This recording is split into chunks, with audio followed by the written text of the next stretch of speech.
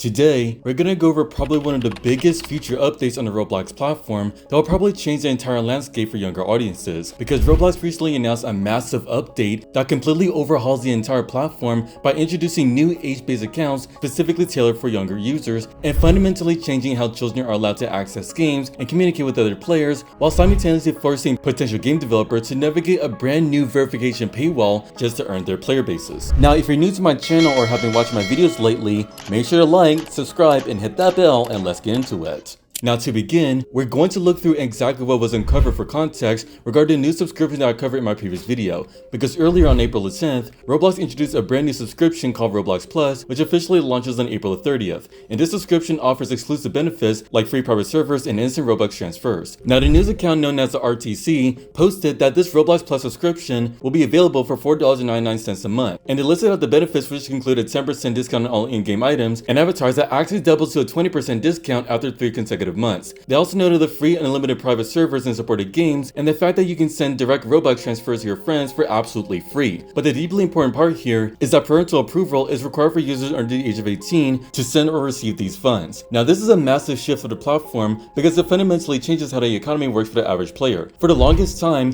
people relied on the old premium system, but with the rollout of Roblox Plus, the platform will no longer offer new signups for the existing Roblox premium subscription. Existing members can opt into a free 1-month trial Plus to stack on top of their current membership. But starting on May the 30th, the platform will completely discontinue the 10% bonus on additional Roblox purchases for premium subscribers. So we have established that Roblox is pushing its new Plus subscription and completely replacing an old system, which will be very important to take into consideration when we look at the developer requirements later on. Because by transitioning the user base into this new ecosystem, they're establishing a framework where developer verification is directly tied to a paid subscription for the sake of platform safety. And that leads us to how Roblox is now also introducing 2 brand new age-based accounts for younger users. And when these roll out in early June, they'll strictly align content access and communication settings with the user's actual age. So the first case we'll cover revolves around the Roblox Kids accounts, which are automatically assigned to users ages 5 to 8. And this assignment is determined through their age verification system or by a verified parent. Now, for these accounts, access will be strictly limited to games with a minimal or mild content maturity label. And these games must pass a 3-step selection process before they're even allowed to be seen by these kids. But the most glaring change here is that all communication is completely disabled by default for these accounts. And honestly, this is a deeply concerning approach because while it does stop bad actors and weird individuals online from speaking to children, it also completely isolates them in a fundamentally multiplayer game. For them, it'll essentially feel like a single player experience with players running around, which completely defeats the original purpose of the platform being a social hub where everybody can interact with each other. And moving on to Roblox Select accounts, we can see these are meant for users ages 9 to 15.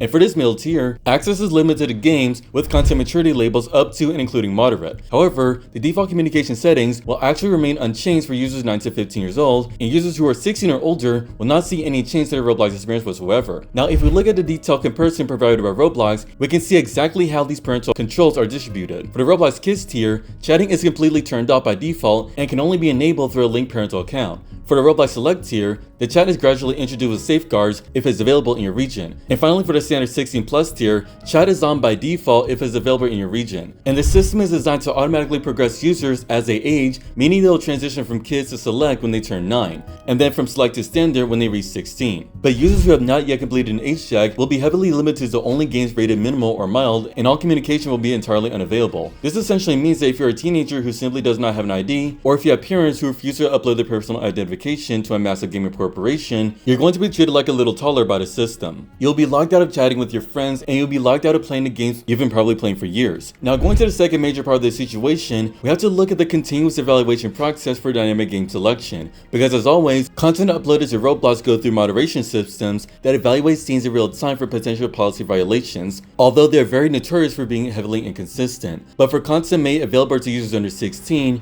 Roblox will apply an additional continuous process that dynamically selects games. The evaluation criteria state that content will be automatically included in Kids and Select accounts once games are evaluated using 3 specific rules. Now, for convenience, starting out of order, the second rule is real-time evaluation, where they will analyze how users ages 16 and older interact with new games and monitor user reports to assess suitability. The third rule is content maturity rating, where they assign a minimal or mild or moderate label for each game. But the most critical and probably the most offsetting part of this is the first criteria known as developer verification. Creators must complete ID verification and enable two-step verification, which makes sense for safety, but they also must maintain an active Roblox Plus subscription. And this is where the entire community absolutely lost their minds, because this is a literal paywall disguised as a safety feature. The entire foundation of Roblox, the very reason it became a multi-billion-dollar company, is because it was a free engine where anyone from a little kid in their bedroom to a college student could launch Roblox Studio and create a game for anyone to play. But now, if a 13-year-old developer, for example, wants her friends to be able to play their game, they have to somehow convince their parents to pay $5 a month for Roblox Plus. And this specific requirement brings us out of community is reacting to this massive game-changing news. So the popular Roblox YouTuber named Green Lego Cast tweeted that this is an insane day for Roblox and some of the craziest platform-altering news we have ever seen. While another user named Not Tycoon was extremely frustrated by his new policy,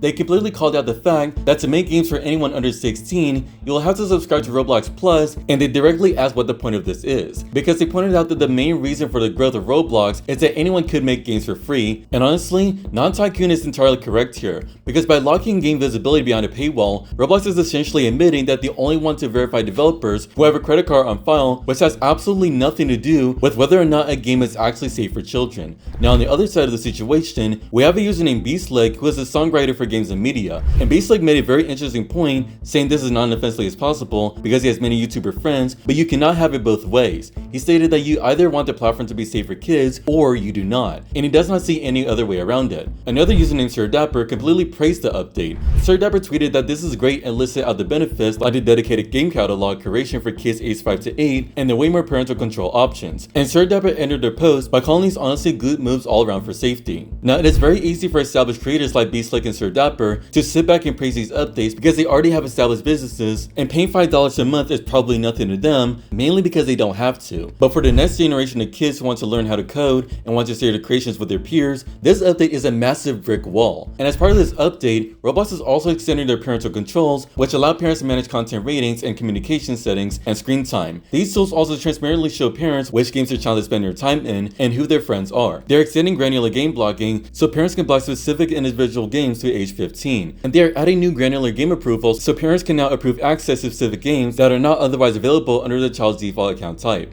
So all in all, as stated initially, this is probably one of the biggest updates ever yet, and it shows that the platform is making massive strides to change how younger audiences interact with content, but unfortunately, they're doing it in a way that damages the core philosophy of the game. It is very important to see them implement basic safeguards like actual and much better age verification walls and proper moderation chat this time, so the platform does not remain a dangerous place for younger individuals. But sneaking a mandatory monthly subscription into a safety update under the guise of developer verification is a very unnecessary decision. Now let's be honest, I think the update has a huge potential to be very good for the platform and the community as a whole, but it would have been a whole lot better if it wasn't for this specific requirement where you're forced to buy a Roblox Plus just to make some games on Roblox. It's pretty sad, not gonna lie. But as always, time can only tell if this will hold up or not. And with that being said, thank you all for watching this video, and I will see you in the next one.